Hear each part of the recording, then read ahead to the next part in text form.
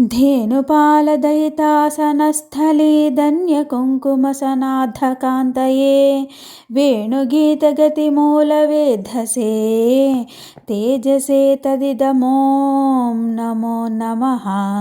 मृदुक्वणन्नूपुरमन्थरेण बालेन पादाम्बुजपल्लवेन अणुक्वणन्मञ्जुलवेणुगीत मायाति मे जीवितमात्थ केळि। सोऽयं विलासमुरळीनिनदामृतेन सिञ्चन्नुदञ्चितमिदं मम कर्णयुग्मम् आयाति मे नयनबन्धुरनन्यबन्धुः आनन्दकन्दलितकेळिकटाक्षलक्ष्यः। दूराद्विलोकयति वारणकेलघामी धाराकटाक्षभरितेन विलोचनेन आराधुपैति हृदयङ्घमवेणुनाद वेणीदुघेन दशनावरणेन देवः। त्रिभुवनसरसाभ्यां दीप्तभूषापदाभ्यां दृशि दृशि शिशिराभ्यां दिव्यलीलाकुलाभ्याम् अशरणशरणाभ्याम् अद्भुताभ्यां पदाभ्याम् अयमयमम् अनुकूजद् वेणुरायातिदेवः।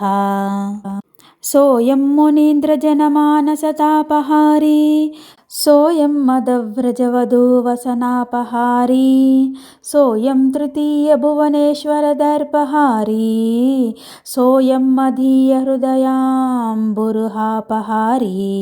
सर्वज्ञत्वे च मोग्ध्वे च सार्वभौममिदं मम निर्विशन्नयनं तेजो निर्वाणपदमश्नुते।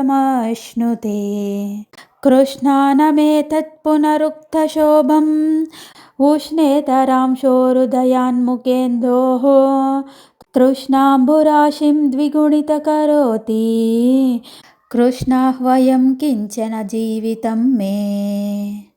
तदेतधा ताम्रविलोचनश्री सम्भाविताशेषविनम्रवर्गं मुहुर्मुरारेर्मधुरादरोष्टं मुखाम्बुजं चुम्बति मानसं मे।